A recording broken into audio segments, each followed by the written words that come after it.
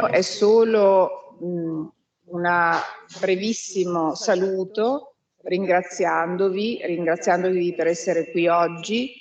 L'Aula conosce il tema dei BRICS in via generale perché l'abbiamo presentato e anche un po' il ruolo della Cina, ma ovviamente sarete voi a presentarlo ancora meglio perché siete entrambi degli esperti di questo mondo particolare. Spiegavo a loro che, come Gianmatteo Sabatino, scusate questo mio modo di parlare molto lento, ma se vado di corsa il ritorno che abbiamo in aula non mi dà la possibilità di parlare. Quindi dicevo, Gianmatteo Sabatino, con la sua esperienza che sta vivendo, che ha vissuto in Cina, e Elena Consiglio, che anche lei verrà presentata, altra studiosa e profonda conoscitrice della Cina. Io vi ringrazio anche perché non è semplice riuscire a fare, oggi si fanno tanti webinar, ma trovare delle persone che siano così addentro e che vivano proprio queste tematiche è per noi particolarmente ricco e prezioso. Così come ricco e prezioso è anche far vedere a questi giovani, che voi vedete nelle immagini, come siete giovani, perché siete giovani, siete dei giovani studiosi, ma siete già arrivati così a dei livelli così elevati. Ecco, quindi grazie, vi ascoltiamo con grande piacere. So, I not translate all my what I said before, but today we need to speak in English, and I think is a good reason for us to speak with all the people that are here today in English and not in Italian, because it's a part of our course. Use different languages during our lection, and so I'm really happy, and because we have also some guests, I think, that comes probably from other countries, and so for this reason we decided to speak in English. But in the end, I want to suggest to all my not scholars, to all the people that are here in this classroom today or are outside and on the web, if they want, you can also have during the question time, you can use Italian or English as you prefer. There's no problem for us and for the speakers. So I give that now to Giulia Formici, the important role to introduce our guest of today, Gianmarco Sabatino and Elena Consiglio. I give you the floor. Thank you, Giulia. Thank you, Professor.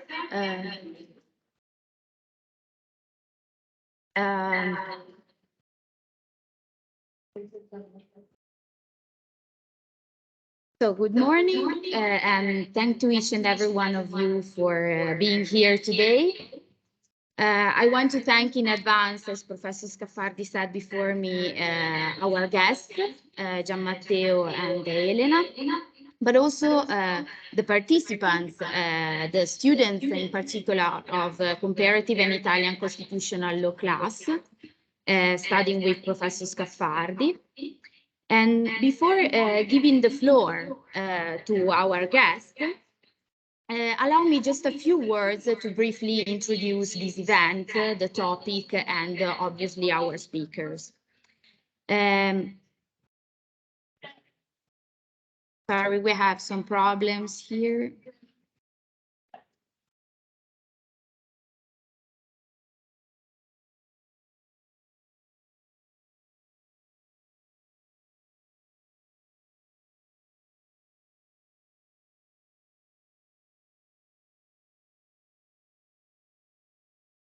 Can you hear me? Okay, so I think maybe it's better this way, and then you will hear better also the speakers. just to introduce the event and also the speakers, I want to say that as a member of the BRICS Parma Research Group, coordinated and funded by Professor Scaffardi, I'm very pleased today to welcome our second 2022 webinar organized by the BRICS Parma Research Group. And this event, in many aspects, can be seen as an ideal follow-up of our previous webinar back in May. During that event, we had the opportunity to speak about the new development bank and the role of this innovative BRICS institution. And as our guest underlined in that inspiring meeting, one of the main purposes and objectives of that institution was that of promoting and financing sustainability and sustainable development related projects. And this link between sustainability, financing, and the BRICS cooperation can be seen as the fil rouge that connects that event to today's webinar, which is focused, as we have seen in the title, on the role of the so-called green finance in the BRICS cooperation, and in particular in China. And the choice and relevance of this specific country is not random, but is specifically motivated by the peculiar and very interesting legislations and policies adopted by the Chinese government, and also by the role that China also have in prompting the BRICS cooperation in this field. And so today we have the opportunity to hear about this complex topic from, as Professor Scaffardi said, from, let's say, a special observer who is in a privileged position, because our guest today, Gianmatteo Sabatino, is currently in China. More specifically, he's a lecturer and a researcher in comparative law at the School of Law and Economics of Zhongnan University, sorry for the mispronunciation, where he teaches general introduction to comparative law and international law. He holds a PhD in comparative and European legal studies from the University of Trento, but since 2017 he has been carrying out research and working activities in China, first as a visiting PhD scholar, and then as a researcher with a particular focus on comparative economic law, development planning law, and obviously Chinese law. So he is more than qualified to explain us more about green finance in China and its impact on the BRICS cooperation and vice versa. And to allow us to more deeply debate and understand this topic, it's a pleasure to welcome also our discussant, Elena Consiglio, research fellow in philosophy of law at the University of Palermo. We already know her because we already hosted Elena to one of our BRICS Parma events last year, when we had the opportunity to learn more again about the Chinese social scoring system and the digital cooperation among BRICS countries. So it's quite evident the reason why Elena is here again with us today. She now teaches Introduction to Chinese Legal Culture and Etica e Mercato at the University of Palermo. She worked on Chinese administrative law and the principle of natural justice in collaboration with the British Institute of International and Comparative Law.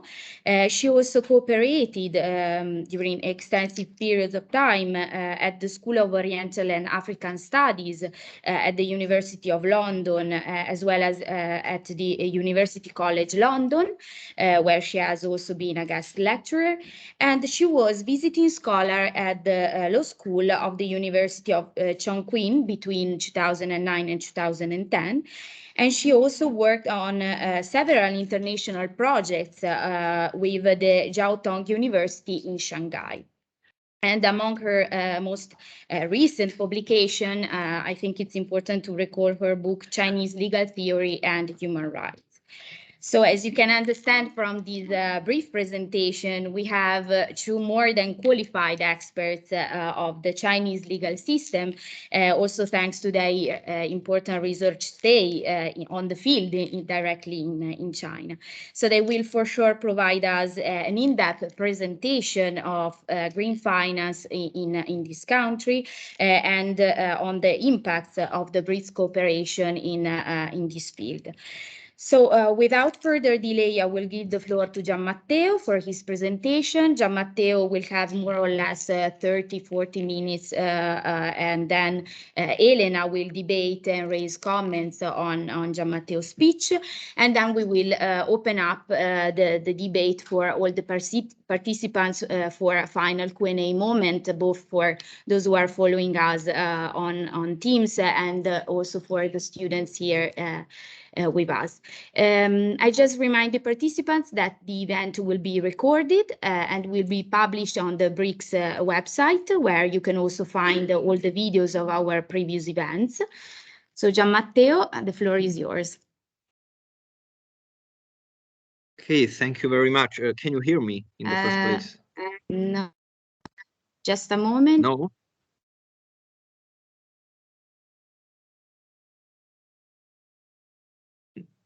Now? Because I opened the microphone. Yes, oh, okay, now they can okay. hear you. Okay, perfect. So, well, let me in the first place thank Dr. Formici for the introduction, Professor Scaffardi and Dr. Consiglio, and all of you for attending these events, and the BRICS Research Group for organizing this event. So thank you very much, really. And I will share my screen now, and I hope you can all see it. If you have any problem, let me know, but not from the conclusions, actually. So, okay, let me select, perfect, the first slide. Okay, well, it is my intention actually to just provide a general overview of a topic which is evolving now in this very right moment in China. Is not a topic which is established even among scholars and legal experts. The topic of green finance is one of those new, very innovative fields where legal research is really developing, has been developing for the past few years. And actually, this development is framed within a broader cooperation at the international level.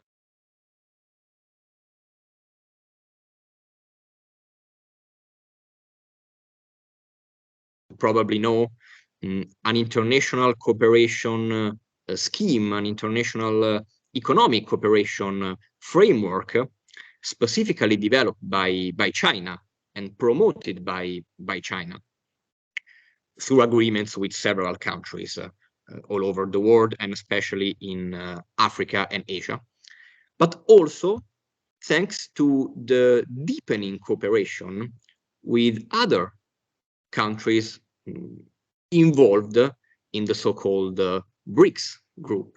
So, well, Brazil, Russia, India, and South Africa. And this is especially significant if we think about, and it is my intention to, as Dr. Formici highlighted, this brief intervention is also meant as a follow-up of a previous seminar lecture about the BRICS Development Bank, the new development bank. And indeed, one of the news concerning the new development bank, which raised the attention worldwide, so at the global stage, which raised the attention of observers and experts, was the issuance by this new development bank. So the bank participated by the BRICS countries of a bond worth 3 billion in yuan. So this bond used the Chinese currency. It was not in dollars, it was not in euros, it was in yuan. And it was issued in 2016, but since then there have been several other examples of green bonds and of other investment activities issued in using the Chinese currency. And you can see I quoted the news which was at that time reported online. The bond was issued by the New Development Bank, and was the underwriters were mainly Chinese bank. The Bank of China, China Development Bank, China Construction Bank, Industrial and Commercial Bank of China are all Chinese banks. The other two banks are not indeed owned by Chinese investors, but the majority of the underwriters were Chinese banks. So we have, since 2016, at the international level, a phenomenon concerning some examples, some attempts, actually, at issuing so-called green bonds in Chinese currency, well, not only, obviously, in yuan, but sometimes issued in yuan, and supported, these bonds were later underwritten by Chinese investors. What does it mean, this example, from a regulatory perspective, but also from the point of view of this phenomenon? What are green bonds, and why are they important for China? Why is this news particularly important for us? And so, well, the main object, the main purpose of this brief overview will be to trace an outline of the role of green finance in the Chinese context, and to provide some examples, actually, of regulations concerning green finance, because it is indeed it is not so easy to trace a comprehensive outline of the phenomenon, because we do not have a very comprehensive legislation. Most of the sources are not contained in formally binding instruments. We have lots of guidelines, communications, so very soft law instruments. And indeed, the whole framework is also fragmented from place to place. Different provinces and cities in China, as we will see, have their own regulatory framework. So I will just try to set some common elements and emphasize some of the major features of this phenomenon. In the first place, it is I think it is useful to provide some general contextual elements about how the concept of development in China in the past, I would say 15 years or even 20 years has been changing. As you probably know, the focus of the Chinese economic development now involves the so-called new normal. It means a development model which is less focused on a high rate growth, which the Chinese economy is sometimes struggling to maintain, and it even does not want actually to pursue. It is the Chinese development is not interested, is not interested anymore in a very high rate growth. And on the other hand, the main purposes of the economic development focus on the improvement of the quality of production, on the improvement of domestic consumption, especially of high quality products, technological products, digital products also. And obviously, this new idea of development is closely linked with the promotion of environmental protection as a social and cultural value. This is true both from the point of view of the general policy efforts supported by the state, actually, and at the level of the demands of the population, especially population living in highly urbanized areas, in big cities, in big metropolis, where obviously the quality of the environment for the new Chinese middle class is an important topic and is an important value to be pursued. And this means that from the regulatory point of view, Chinese economic laws and the mechanisms of Chinese economic regulation have also been changing.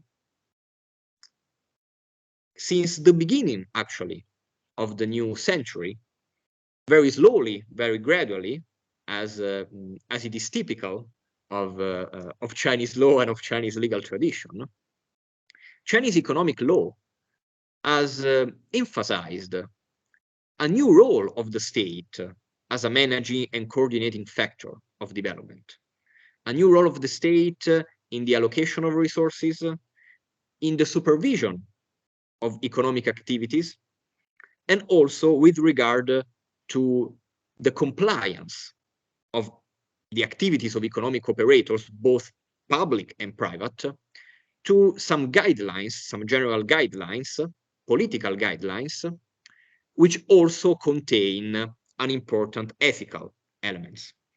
And these ethical elements deals with the promotion of environmental protection and with the improvement of the quality of the environment.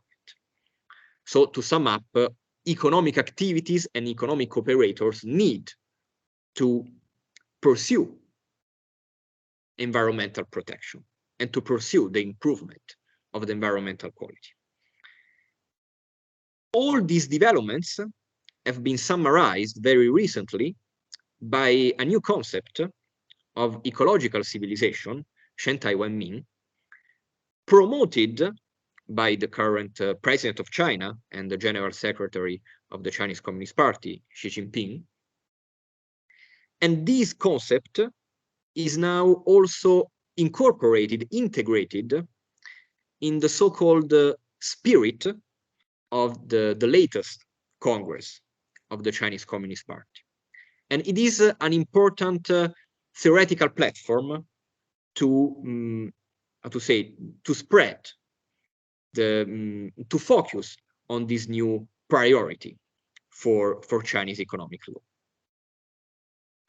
In terms of instruments, if we think about the improvement of environmental quality and also the allocation of financial resources for environmental purposes, and so in concrete terms, financial support to projects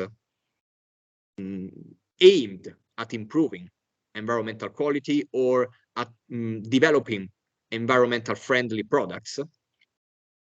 Well, the regulatory instruments supporting this new idea are in the first place a new role for development planning. A development planning where the number of targets within the development plans, development plans usually contain several targets, objectives, even quantified in numbers.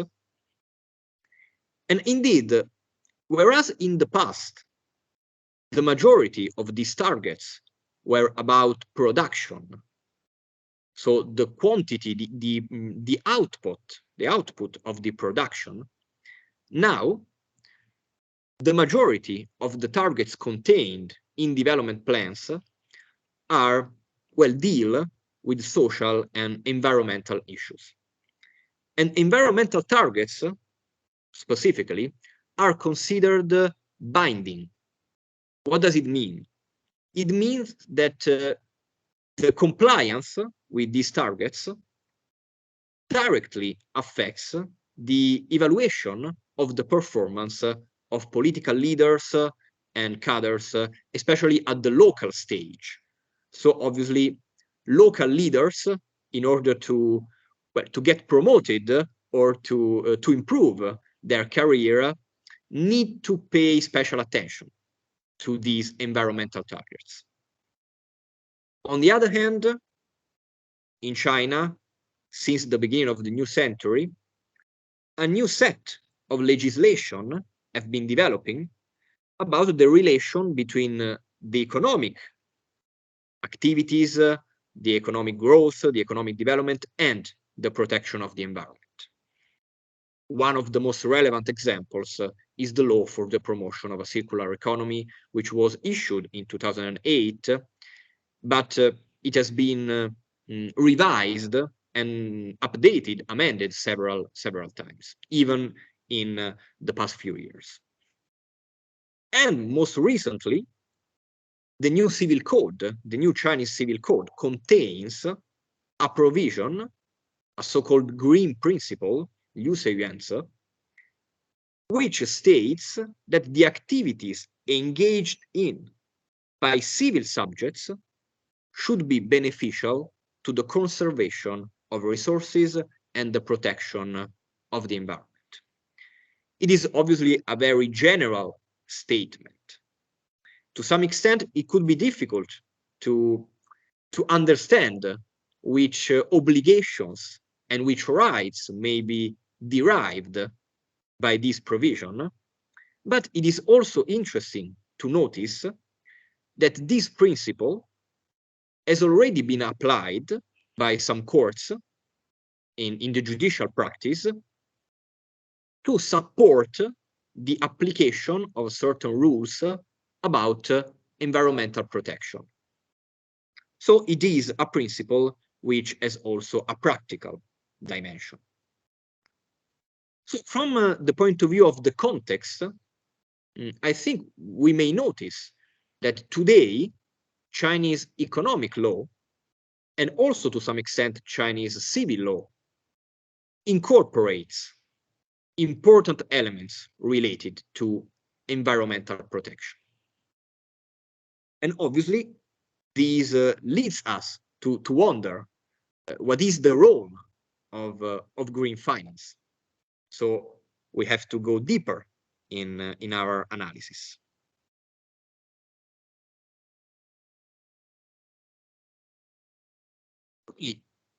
If we think about the concept of green finance regulation in China, we are talking about something which was first developed in the 1990s. In 1995, in particular, the People's Bank of China issued a communication about, you see, some problems concerning the implementation of credit policies and the strengthening of the work for the protection of the environment. The term green finance, the expression green finance, is not contained in the title of this communication. And actually, the idea of green finance at that time was not really developed. There was a sort of general understanding that to some extent financial institutions could be encouraged to provide credit at favorable conditions for projects which involved some environmental element. And this environmental element in practice often means the development of a project involving products or involving facilities which are beneficial to the protection of the environment. And this was the general background of this communication. It was a communication. We will see lots of communication, obviously. They do not have specifically binding value. Their legal status is quite fuzzy, is quite uncertain and debated among Chinese scholars. But they often play a very important role, especially in providing promotional regulatory frameworks. So to stimulate regulatory change in a specific sector. And this was also the purpose of this communication in 1995, which, however, unfortunately, probably really came at the wrong time. In the 1990s, Chinese economy mainly revolved around that high growth path, that high growth model, which we have just discussed. And so the conceptual basis to support such an effort to introduce environmental elements in the management of financial institutions and in the management of credit policies was not so strong. And so the implementation of this communication was really weak. There were other attempts, actually, in the following years, very slowly, also with the development of a new awareness about environmental issues. Some other attempts at the promotion of these environmental friendly credit policies were made, but it is especially with the beginning of the second decade of the new century, so starting from 2010, 2011, that in the light of a new development vision, also the regulatory efforts to promote green finance, well, are highly regarded, and their significance is growth in importance. In particular, in 2016, for actually the first time, we observe the attempt to provide a very broad and comprehensive framework concerning the development of green finance, or, well, the development of a green financial system. The form chosen to promote this development is that of the opinions, which are another important, regulatory source. They are not a regulation, but they are a sort of regulatory source in the middle between soft and hard law, actually. But these guiding opinions are issued by the People's Bank of China, the Ministry of Finance, the National Development and Reform Commission, and other departments. So it is a joint effort of several branches of the Chinese government, the Chinese administration. And these opinions, for the first time, provide also a general concept and a general definition of green finance. And they define green finance, basically, as comprising all the economic activities for the purpose of supporting the improvement of environment. So obviously, it is a very general definition, but there is a reason, actually, because obviously the need, the aim of the Chinese legislator or of the Chinese government at the time, and even now the situation is not so different, the main purpose was to combine a public effort in stimulating credit policies, especially by state-owned banks. So the great banks, the great state-owned banks in China, for supporting environmental friendly policies and environmental friendly projects. And on the other hand, also to stimulate to some extent a new awareness of private economic operators concerning the implementation of environmental friendly credit policies and financial support to environmental projects. This idea since actually the second decade of the new century has also acquired a transnational dimension with the implementation of some so-called green projects along the Belt and Road Initiative, also with the implementation of green projects within the framework of the New Development Bank. If you visit the website of the New Development Bank, so the bank invested by BRICS countries, you may notice that several projects involve environment and the improvement of environmental conditions. And so from the purely national level, this idea, this concept has been transposed also to the level of transnational cooperation of China. So within the global stage, within the international community.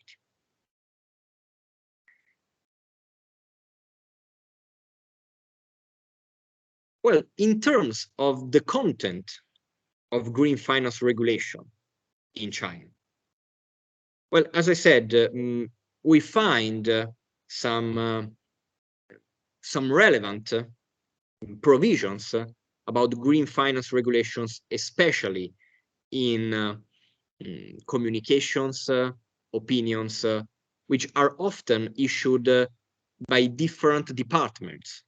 So we may find some guidelines issued by the People's Bank of China, some other guidelines issued by other departments of the government, some joint opinions or joint communication. So actually, as I anticipated, the regulatory framework is quite fragmented from this perspective. However, it is possible, I think, to detect, to emphasize some common elements, some basic features which are shared by all these opinions and communications. And I divided, well, the fields of intervention into three main policy areas and regulatory areas. In the first place, and I would say today this is still the most important instrument used to pursue environmental goals in China, we have the allocation of public financial resources. What does it mean?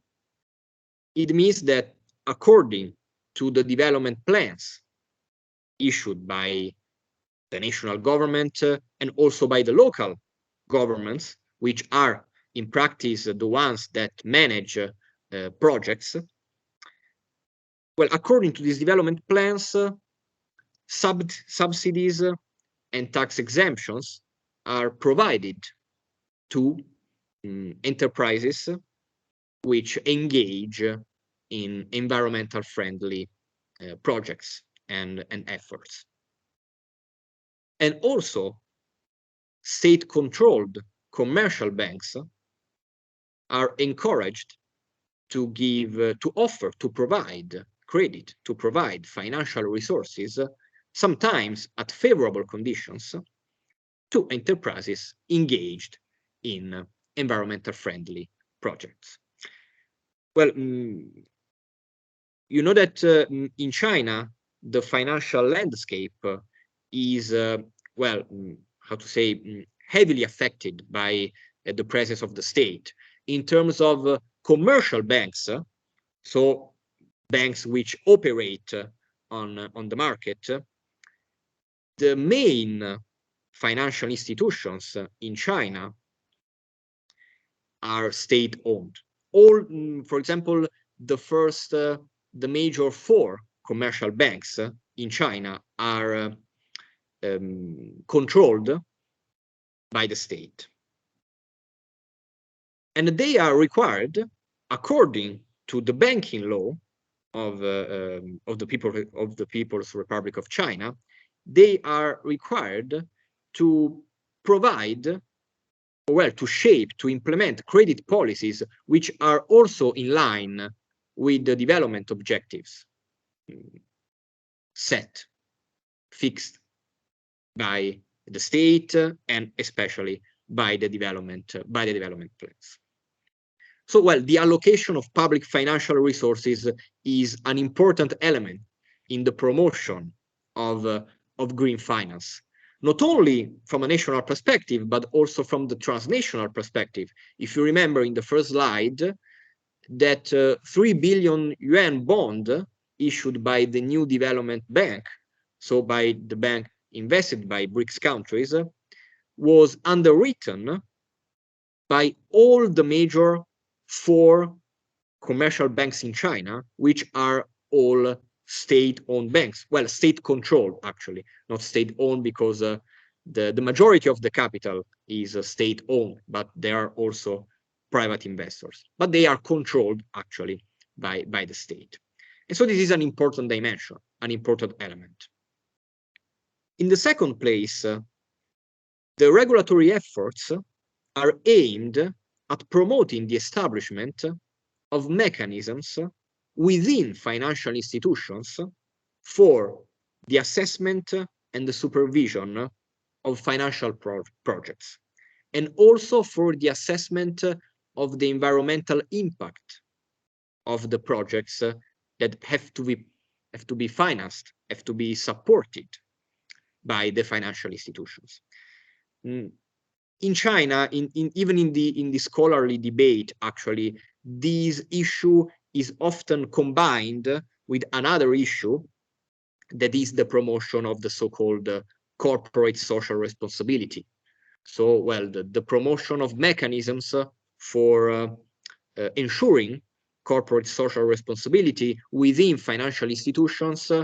On the one hand, it concerns the social impacts of projects, but on the other hand, also the environmental impact of projects. And this means, from the perspective of green finance regulation, that financial institutions are also encouraged sometimes to provide special mechanisms and sometimes favorable mechanisms to authorize so-called green projects. So projects which, well, pursue also environmental standards. The third policy area covered by green finance regulation in China mainly concern private financial instruments to raise funds for green projects. So-called green bonds issued this time not by public authorities, but by private enterprises or by state-controlled enterprises which operate within the market, in the financial market, and they raise funds to support so-called green projects. The regulatory framework, generally speaking, promotes, encourages enterprises to issue such bonds, encourages financial institutions to support, and so to underwrite these bonds. Now, and we will see it, well, the next slide is about this topic. Actually, there is still a quite fragmented landscape, meaning that the majority of the efforts concerning green bonds from private enterprises today happen at the local level. So we have local regulatory framework which provide for different standards for the ultimate purpose to promote green bonds, the issuance of green bonds by private enterprises. And obviously this implies a problem of harmonization of all these standards. Well, actually, now I have just provided a very basic general framework concerning the areas covered by the regulations, well, communications, opinions about green finance in China. But I think it is also useful to point out two perspectives which seem to be emphasized by the Chinese policymakers and decision makers. And the first one, I already told you, but it is worth repeating. There is a focus on very promotional measures. often contained in soft law sources, in soft law documents. So this means that obviously there is well, an important political element involved in the negotiations among financial institutions and between state departments and financial institutions in order to encourage the pursuit, the development of green projects. And on the other hand, there is a strong focus on interinstitutional coordination between public departments, enterprises, and also industrial associations. The role of industrial associations is quoted and is emphasized by several academic papers, for instance, about green finance regulation. What does it mean? Industrial associations are, well, associations which are participated by different enterprises within the same economic sector, so to say. In Italy, it could be to some extent, well, the equivalent, well, not the equivalent, but something similar to Confindustria or to the different enterprises association within the different sectors.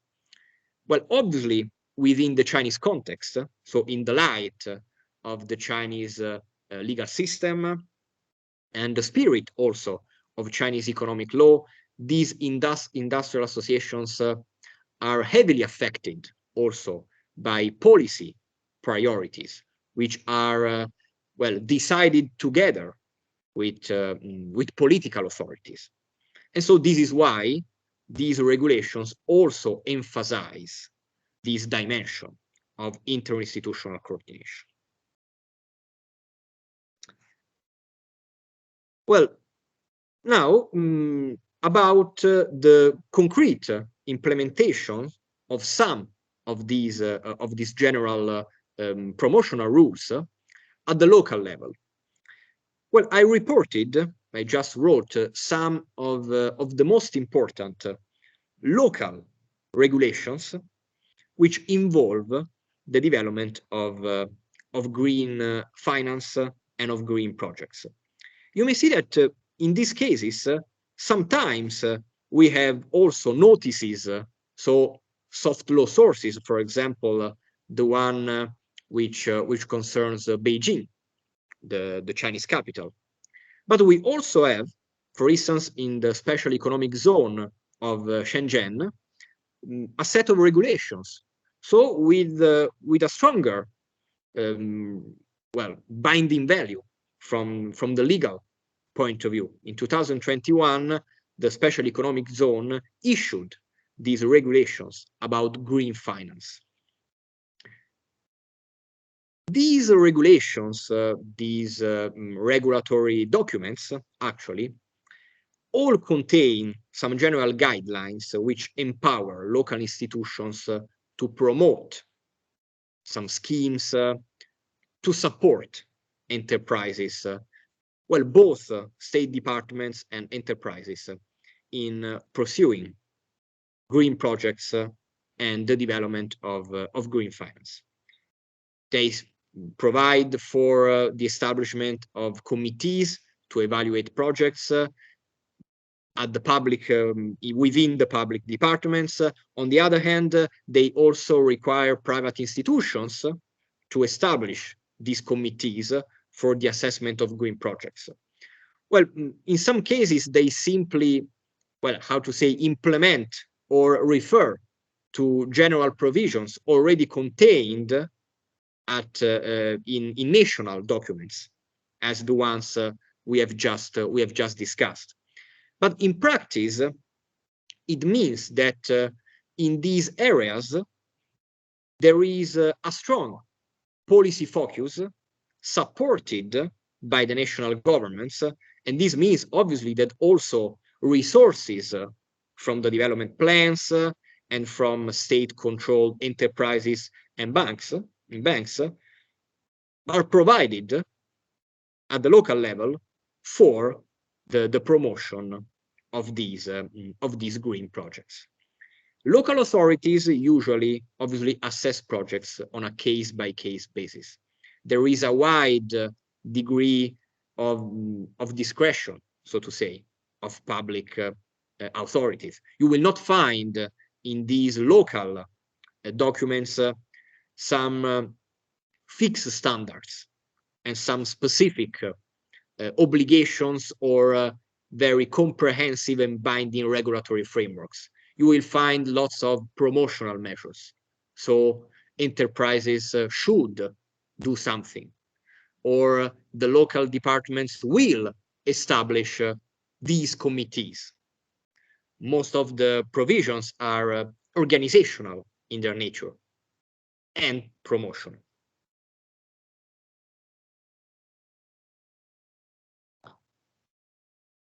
One important example, and this is why I decided to focus, and we are approaching the end of our brief discussion, is a notice issued by the People's Bank of China about the regulation, well, the promotion of green debt financing instruments, and these are indeed the so-called green bonds, occurring within green finance reform and innovation pilot zones. This notice was issued in 2019. Well, you probably know that, well, in China, legislator and the government and even local authorities establish different zones for several purposes. We have special zones for, well, almost every kind of policy area. And within these zones, authorities are often empowered to issue special regulatory framework. In these cases, the notice by the People's Bank of China provides some general guidelines for the promotion of these green debt financing instruments. In these specifically targeted zones, because these zones are established to promote green finance reform and innovation. They are usually established in very developed areas, such as, for instance, the city of Guangzhou, where there is one of these zones.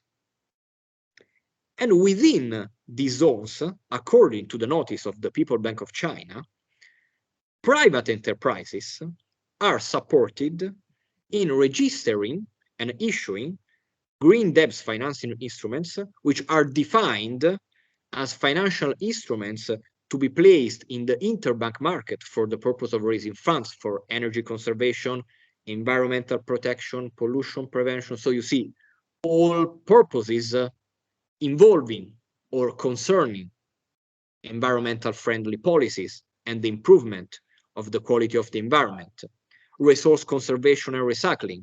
This also involves the promotion of the circular economy.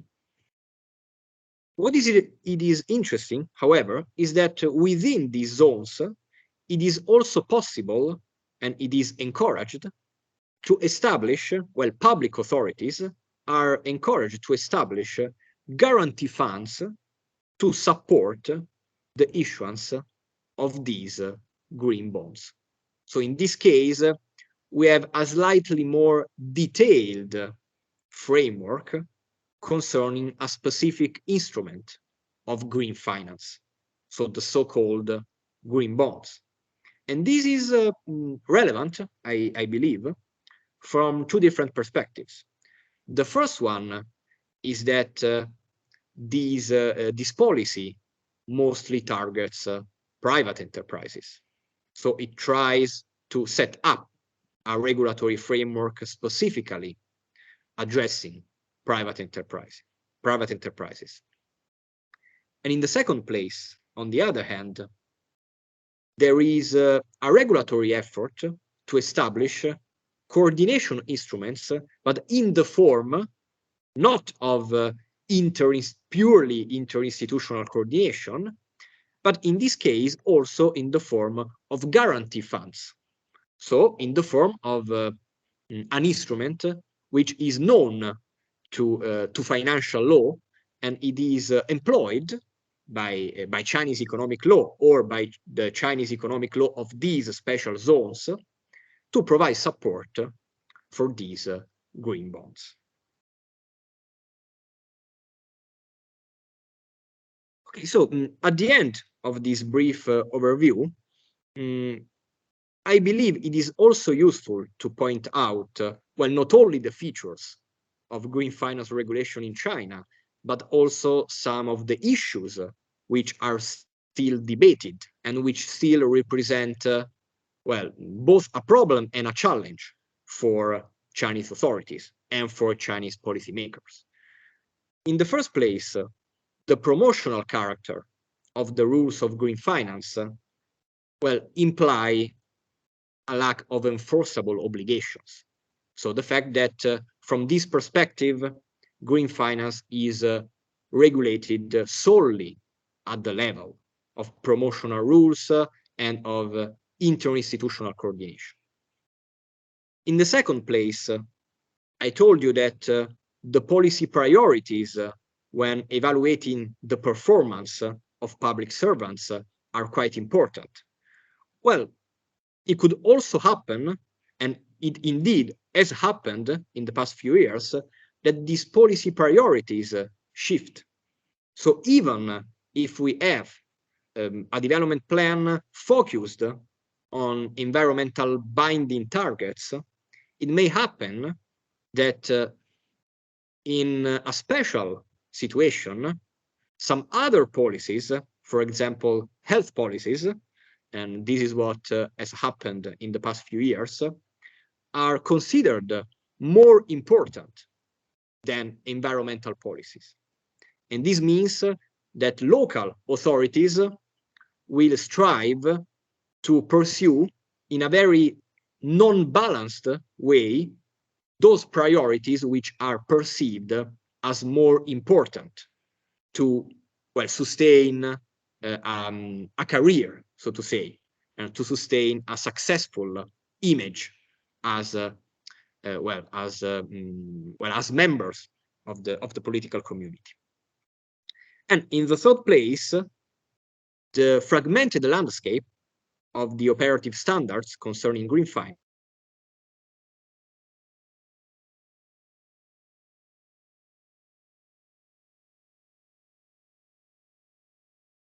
in areas with different development conditions, with different socio-economic environments, and also with a different, well, category of population in sociological terms, well, also means that there is a fragmentation at the level of the implementation in concrete of these rules, which on a case-by-case basis function differently from zone to zone.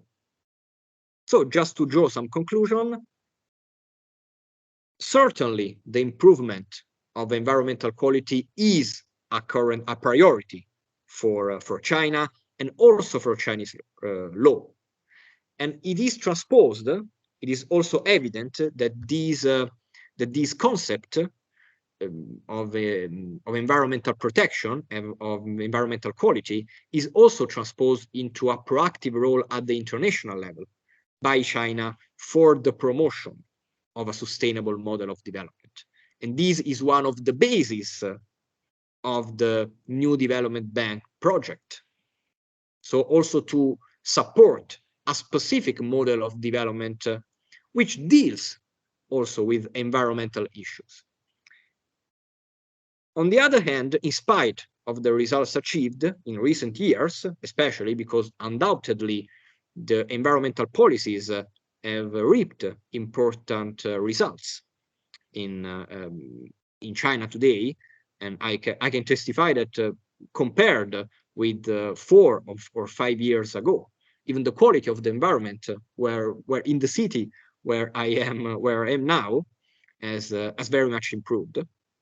Well, in spite of these success, there are still several challenges ahead.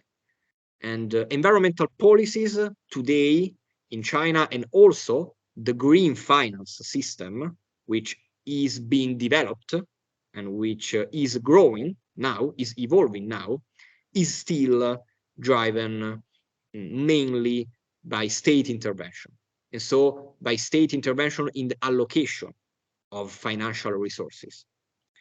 So the main pillars of the Chinese green finance system, also from a transnational perspective, are Chinese state-owned banks and state-owned finance. And the development of a functioning green bonds market, which targets also private enterprises, so far is limited to local experiments. Surely they reflect a national trends, which pertains to the strengthening of green finance. And also, obviously, thanks to the BRICS cooperation, it is the idea of this instrument is gaining significance and is gaining popularity within the Chinese debate and within the Chinese legal area, legal environment. But so far, it is still limited within China to local experiments. And so, well, we will have to look for future developments, and we will assess whether or not these experiments at the local level could become a sort of general, more comprehensive, and even more, legal in terms of legal provisions and priorities at the national level and at the general level. Well, I think I have exhausted my time. I'm sorry if I have taken up too much time, but I thank you very much. This is the end of my brief presentation, and I wait for the comments and other questions. Thank you very much.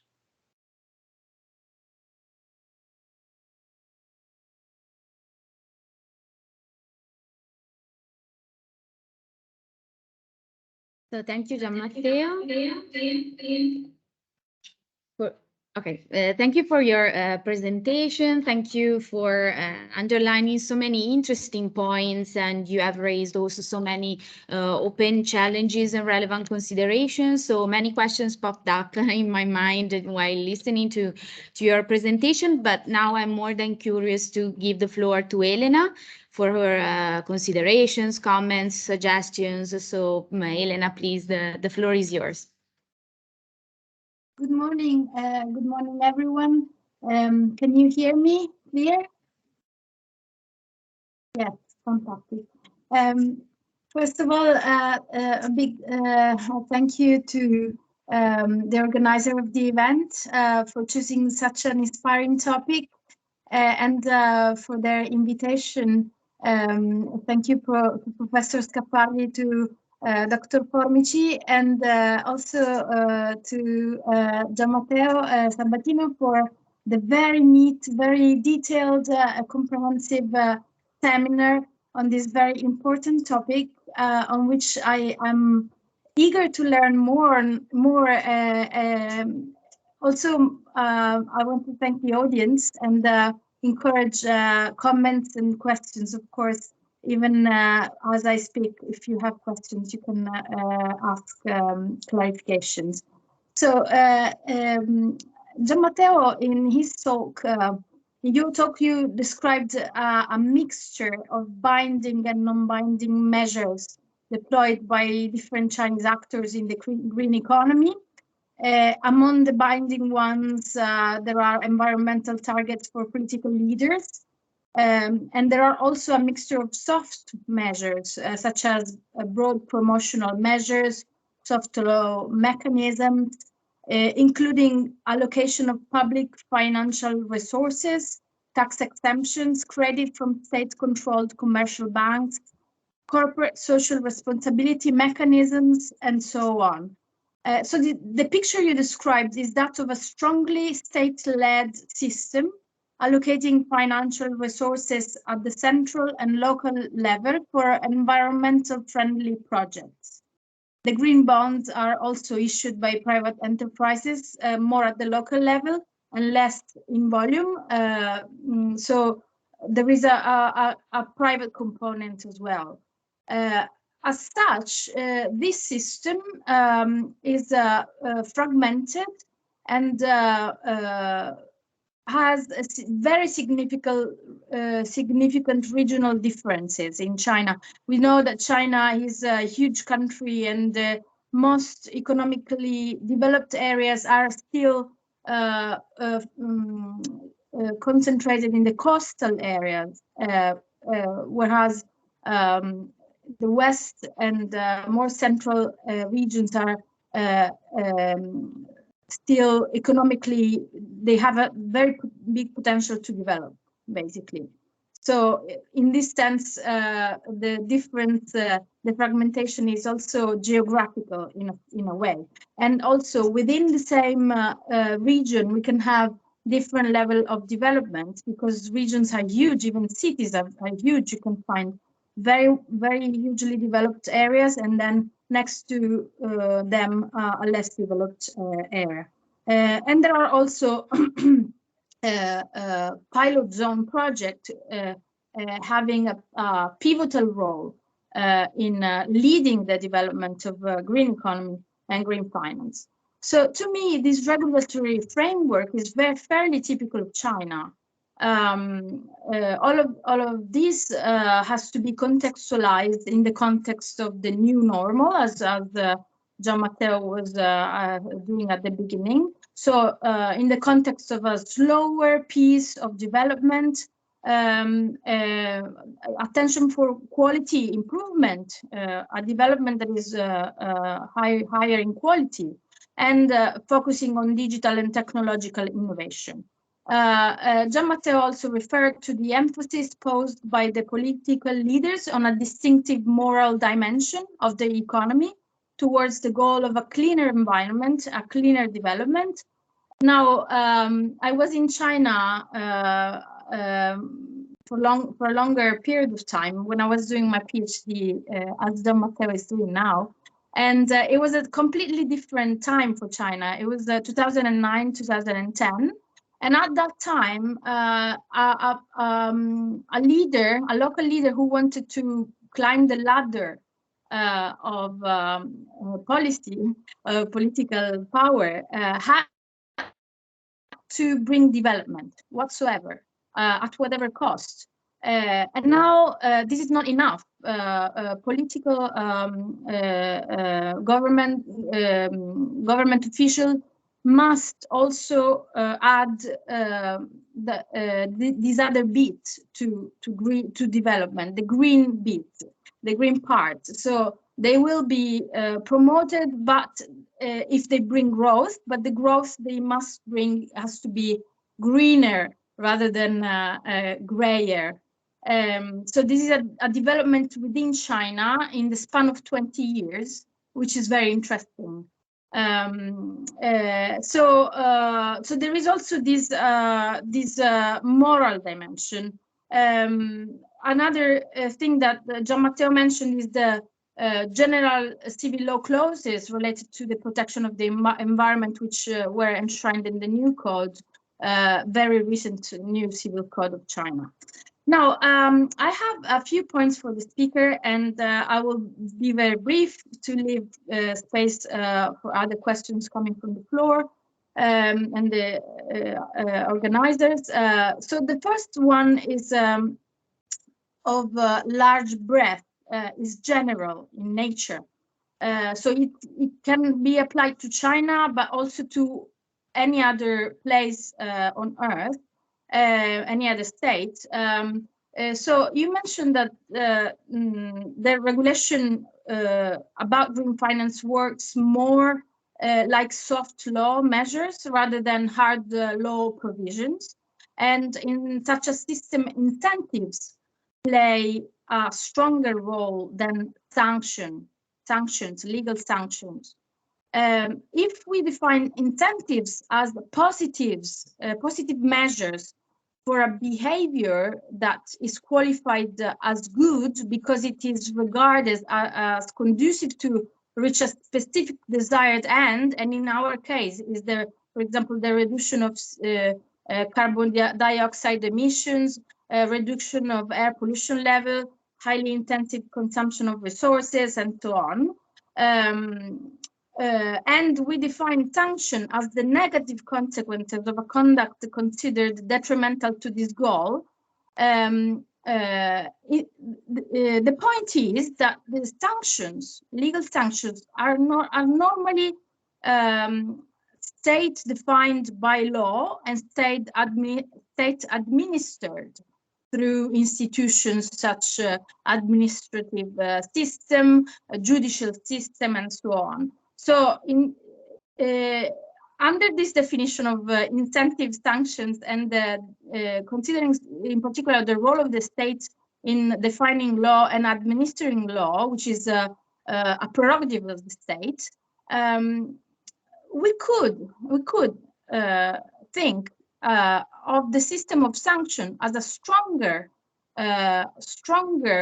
model in reaching the goals, and in particular in the environmental discussion, because sanctions, when are state-made, bear a message, have an expressive dimension to them, which is the dimension of stigma for the polluter.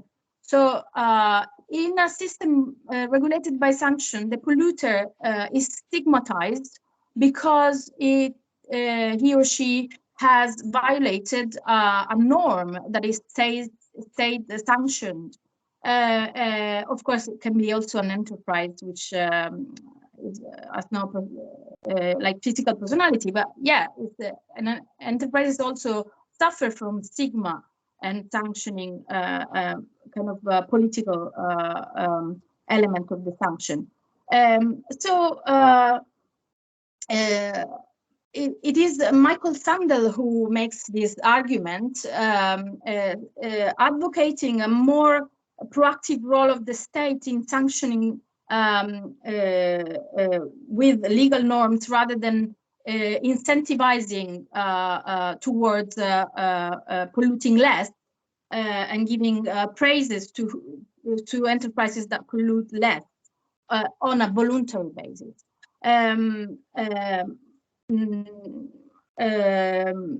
Sandel mentions a social dimension of norms, that when the majority of norms contain only incentive, may generate the impression that environmental values, the value of a cleaner environment, can be negotiated, is negotiable, is tradable. And so, for example, actors with stronger power or a stronger or higher economic force, economic means, can by polluting and not getting any incentive because they don't need to, whereas in a system regulated by sanctions, everyone has the same treatment, and this treatment is defined by the state, and all the community shares a different kind of norms. That is, environment is not negotiable. So we can apply this to China or any other state, and my question is general.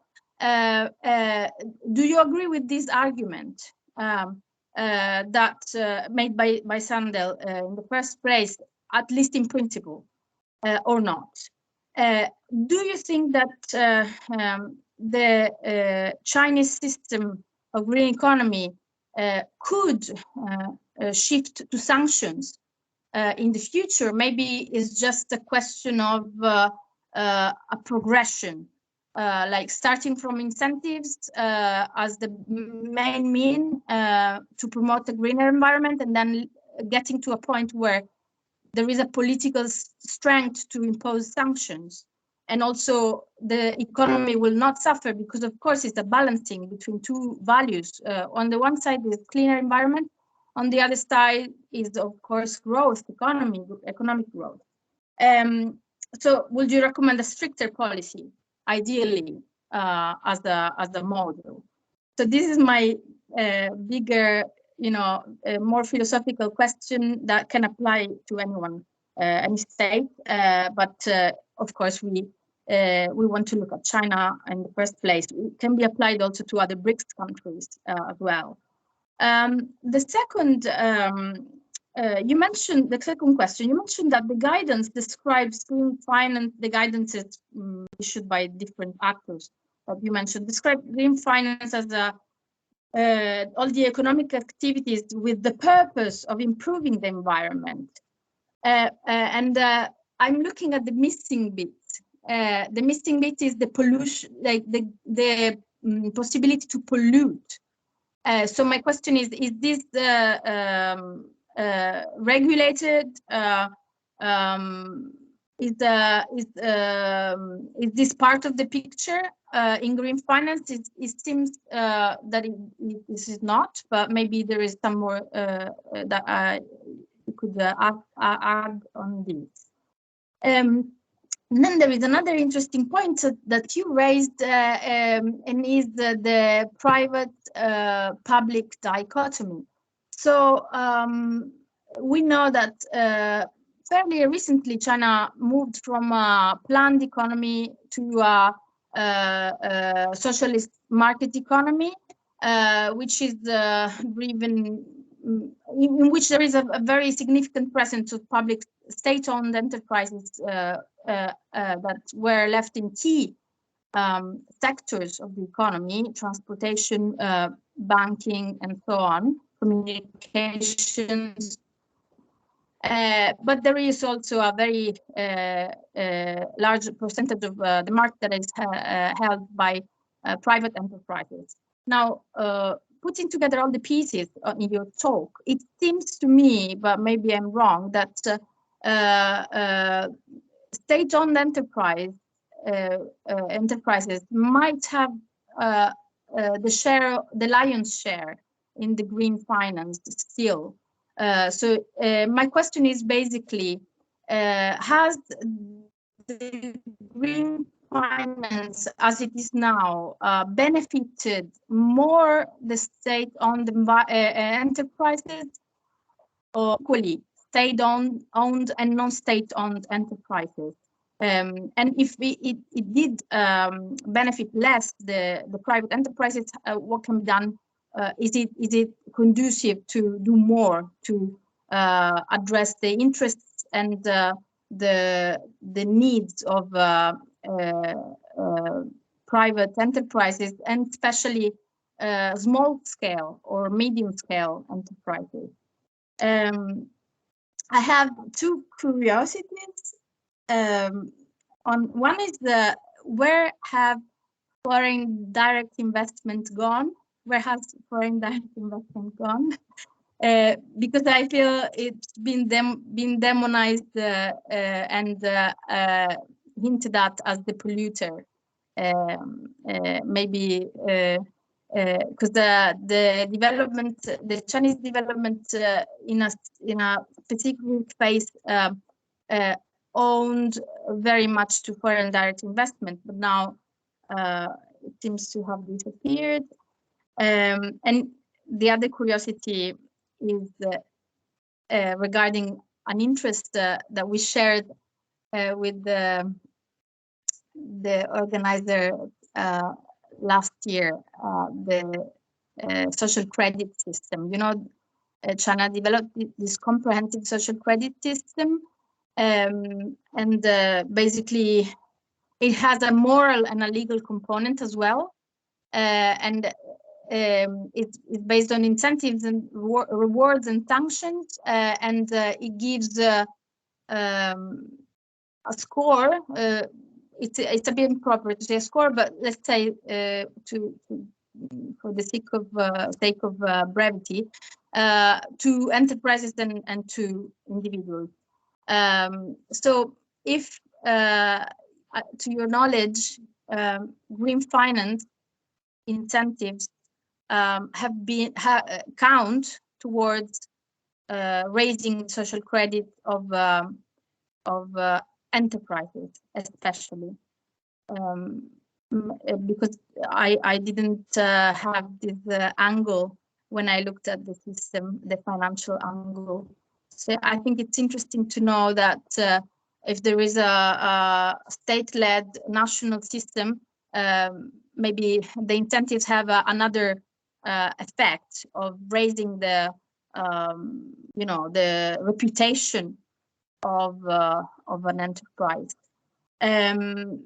My last point concerned the model of development, and you mentioned it well. You said, you implied what is historically correct, that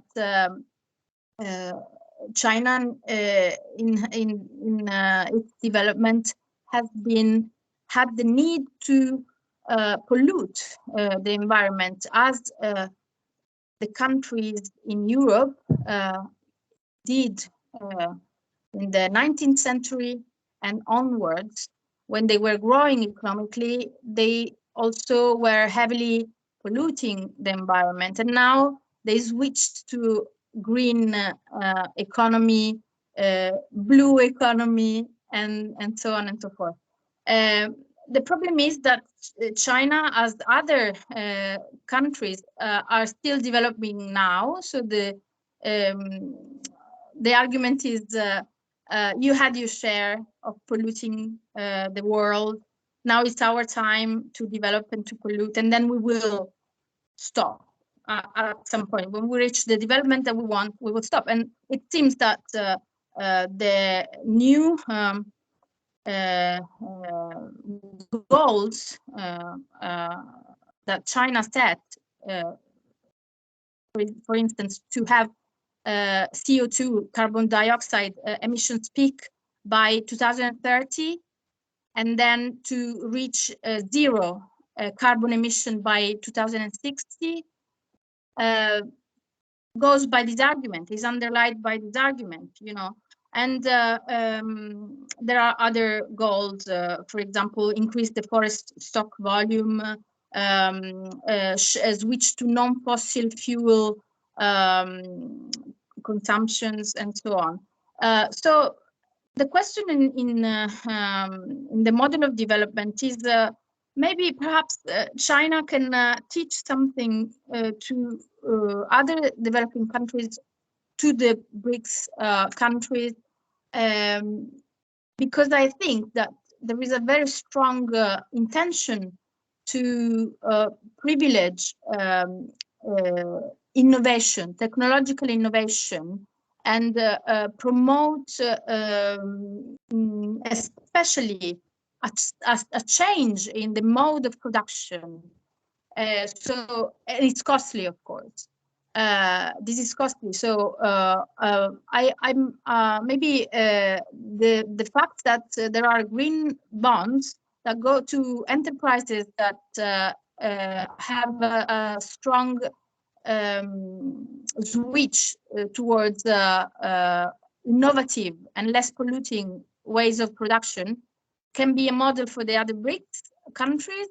And maybe this is a very important element in growing and being less polluting, as well as investing on research in these areas. So coming up with new ideas to pollute less, and getting the know-how to apply them at an industrial level, and therefore maybe also research is important in this sense. And I think now there is the know-how. Maybe the problem could be patents that are costly, are not accessible to everyone. And also I think maybe China among the BRICS countries is one of the maybe the most technologically advanced, and maybe the richest at the moment, and so China can lead the way in this sense. So other than that, I have other points, but I don't want to I don't want to monopolize the discussion. And so I again thank a lot Gianmatteo for his very inspiring talk, and give back the floor to the organizer. Thank you. Thank you, Elena.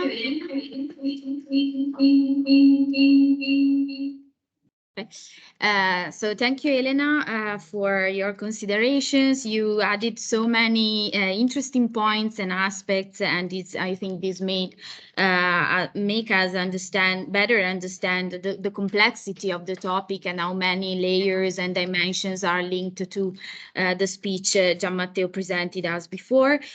Also, thanks to your philosophical background and expertise that added some and provide us a broader picture of the problem. So since we are unfortunately running out of time, I think it would be better to collect all the questions also from the audience, and then give Gianmatteo some minutes to reply to Elena and the other questions. So if there is somebody in the audience or among the students here who wants to make a question, do some comments, you can maybe you can open, if there is somebody in the public. I see Gabriel, you can open your microphone, and I just ask you to do a quick question, because we are running out of time, unfortunately. So please, Gabriel. Good morning to everyone. Buongiorno. I would like to thank Prof. Scafardi for organizing this, Giulia for the organization, also Gianmatteo for the interesting presentation, Elena for the comments. And to be very punctual, I would like to ask you, Gianmatteo, all this green platform, unfortunately, until now, employs more costs in the direction of a clean production and protecting the environment. So, considering the things we talked today, which are 2 points you would highlight as bigger challenges the global society faces towards protecting the environment, let's say like this, and in which way you think that BRICS countries and NDB cooperation, considering its size, the size of population, economic performance, could contribute with innovative or creative solutions in this arena in the next decades?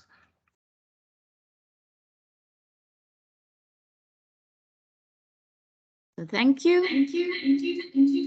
I see another hand raised. So Marta, please.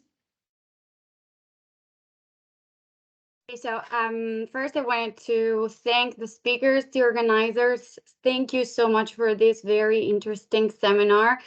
I myself study the BRICS, and so I was so much happy to know from experts as you in the field. I just really limit my questions to 2. I was just wondering whether the civil code has some references to the new generations, because when it comes to environment and the conservation of resources, many times this is done in the interest of the future generations. So I was wondering whether in the Chinese experience this was present as well. And finally, just a comment. Such a blurry and lack of harmonization in the standards and the unclear criteria in the definition of green. What is green? May hinder a true development, which is truly sustainable, which is truly in the interest of the environment. So just I leave you with these questions. Thank you. Thank you, Marta. I think, are there any other questions? Or I think that Gianmatteo has a really difficult task now, trying to answer to all these very, very interesting questions. Yeah, so sorry. So Maria Laura has another question. She is a PhD student here at the University of Parma. No one. Good morning, everyone. I would like to ask if, in your opinion, this green finance will actually help with the gap that exists between China and, in general, the Western countries about topics as the sustainability or the climate, the global climate change, or if we are still far from that.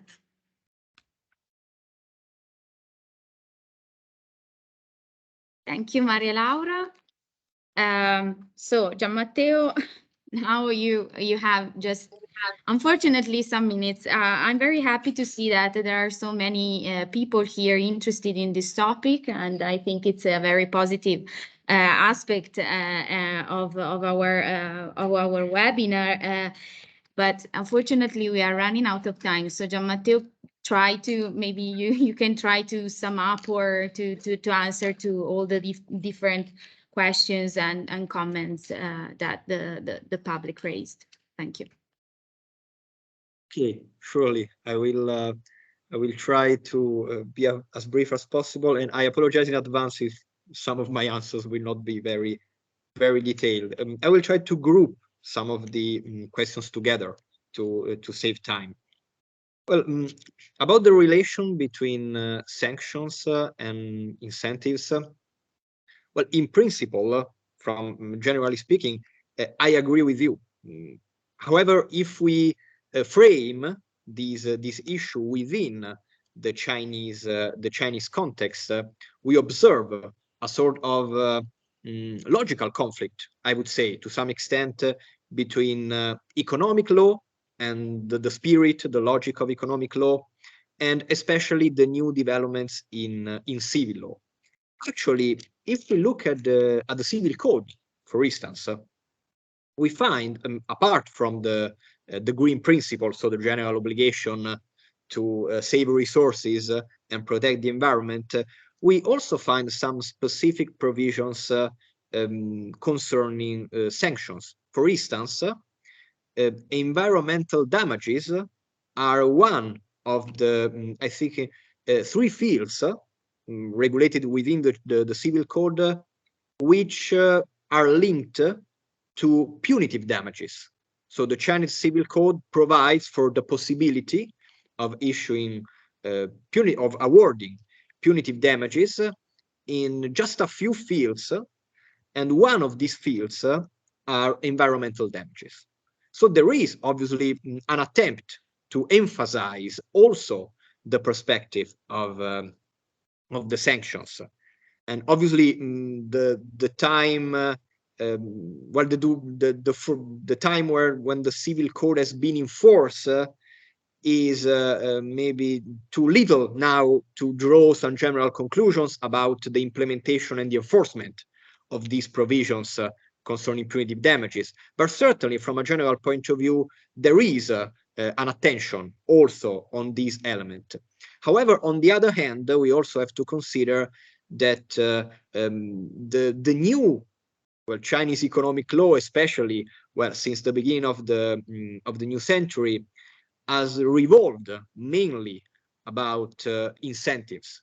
The whole idea of development planning in China has changed from a mandatory directive planning to a planning based on subsidies and incentives. So, and these also concerns, well, the very spirit, the very nature of Chinese economic law. There are some exceptions. For instance, there is a general obligation in the law for the promotion of a circular economy, which theoretically prohibits financial institutions from providing credit to certain enterprises carrying out well, polluting activities or activities which are harmful to the environment.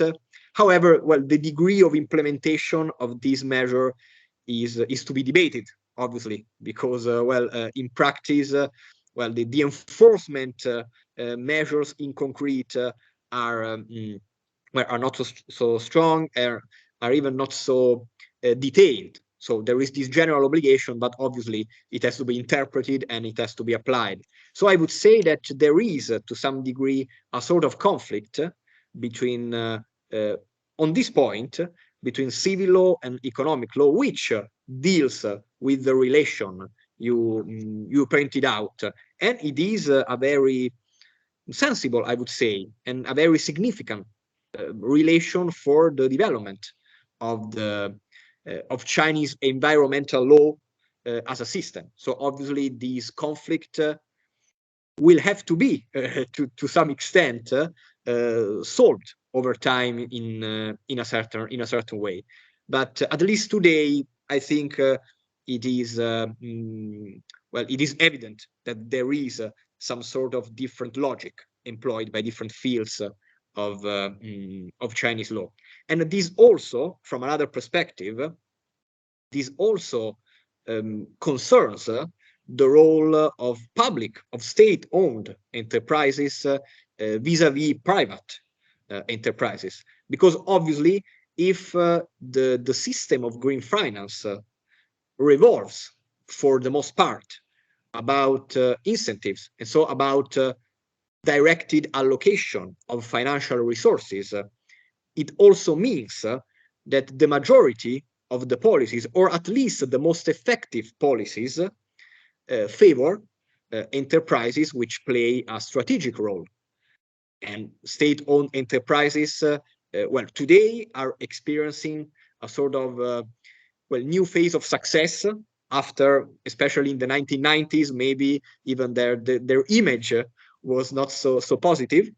Today they are they are in a sort of favorable phase, and they also operate in strategic sectors, for instance, the energy sector, which obviously is quite significant for the development of green projects and of environmental friendly project. So, well, the whole picture, the different elements are all connected among each other. Very briefly about foreign investments. Well, actually, also foreign investments. Recently, the new reforms have, on the one hand, they have widened the scope of foreign investments, and so several sectors are open, at least theoretical, to foreign investments.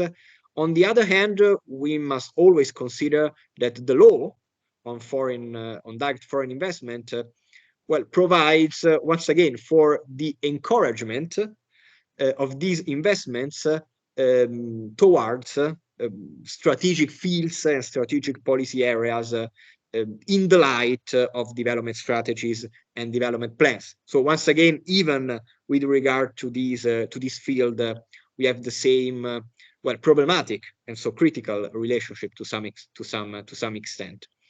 About the social credit system, well, I do not have very detailed information. I have to be honest. As far as I know, at the local level, actually, there are some documents also provided or expressed the intention to link this system also to environmental consideration for especially, well, obviously for the activities of enterprises. But so far, at least at the local level, it must be noted that this system has experienced some issues in terms of enforcement. And once again, for instance, the problem was about the lack of sanctions. Well, there were lots of incentives on the one hand, but on the other hand, the system of sanctions was not so developed. Well, as you probably know, now actually China is working on a comprehensive law about the social credit system at the national level. So it could be interesting to look for future developments. Okay, well, about the reference to future generations in the civil code, there is no direct reference. Obviously, some general principles, for instance, the reference to the socialist core values in the first article, in a very broad way, could be connected to a development vision which, well, considers or concerns also the position of future generations, but it is a very broad, very general, and very theoretical frameworks. Well, the efforts towards environmental sustainability in the theory of Chinese civil law, well, mostly relate to well, an idea of better society as a whole. So, well, the distinction between different generations is not emphasized so much. Well, whereas, for instance, the value of the relationship between man and nature, also in the light of the historical tradition of Chinese law, is emphasized even by some scholars, for instance. And another group of questions was about the relation between China as a model, I think, and well, the experience of the BRICS countries and of other countries. Well, can China teach something to BRICS country? Well, certainly. Well, obviously, we have to distinguish different levels. Well, in terms of institutional environment, and so also in terms of coordination among institutions, well, obviously, the Chinese context, well, due to its constitutional basis, I would say, to its constitutional culture, has some features which are unique, obviously, to China, and to some extent, the implementation of environmental policies relies on these peculiar features of the Chinese institutional context. On the other hand, I believe, and obviously this is a task also for comparative lawyers, because obviously it is the comparative methods which could have the instruments to deal with this issue. In terms of specific regulatory solutions and instruments, and I think, but only because it is the field I know better, I think, about development planning, but it is not the only instrument which could be interesting from this perspective. Well, the way the Chinese law has been able to rethink and to reinvent, I would use this expression, development planning, certainly could provide some useful examples for other countries. But once again, obviously, development planning plays an important role for issues related to the allocation of financial resources. If we reason in terms of, for example, corporate social responsibility, I believe, well, obviously, this is my personal opinion, but I believe that the experience of other countries could be maybe beneficial, since especially, I think, the connection between the environmental dimension of enterprise activity and the fairness of commercial practices, which has been, for instance, experimented or has been studied by some scholars in Europe. Well, if you reason in terms of corporate social responsibility for private enterprises, obviously this is this is an innovative field and is much more innovative than well, the instrument which now maybe are at China's disposal. Whereas, on the other hand, from the point of view of public economic law, the role of development planning, and even of the regulation of financial of the allocation of financial resources, of tax policies, and also local experiments, which have, well, the distinction between local regulatory regimes. On the one hand, leads to fragmentation, but on the other hand, is an important way, and also a functional, in some cases, a functional way to test new regulatory solutions, maybe for specific contexts which are more are more prepared to implement and to enforce innovative regulatory standards. So in these cases, certainly China could represent an example, and I believe to some extent it already is regarded, maybe not officially, but at least unofficially, it is already regarded to some extent as an example. If we think about development planning, the law of development planning, several developing countries, not only among the BRICS, but even other developing countries in Latin America, in Africa, in Asia, certainly have tried to look at China and to look at the Chinese model of development planning. So at a development planning which is not, a Soviet-style development planning, but it has been able to be effective, at least to a great extent. And I think maybe there was only one question left about, if the green finance will help bridging the gap in terms of discussion and debate on, on environmental friendly policies and so on. Actually, if we reason in terms of debate, so if we look for scientific papers and for the attention, the interest of scholars, I would say that the quality and the degree of the debate in China, is already highly developed. There are several papers dealing with different perspectives of in terms of solutions to the problems of green finance, of environmental protection.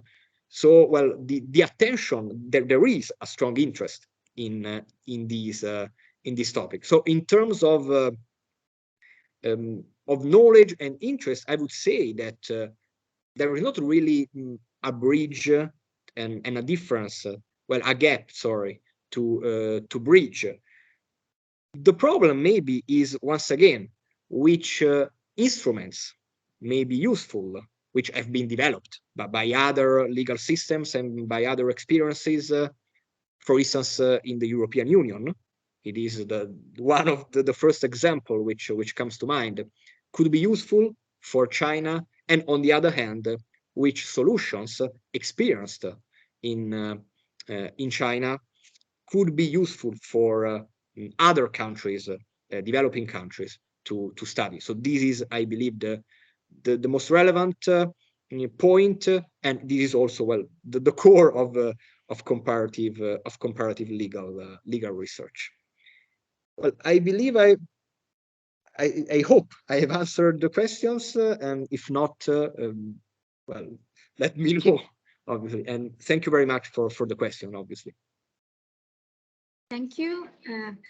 Thank you, Gianmatteo.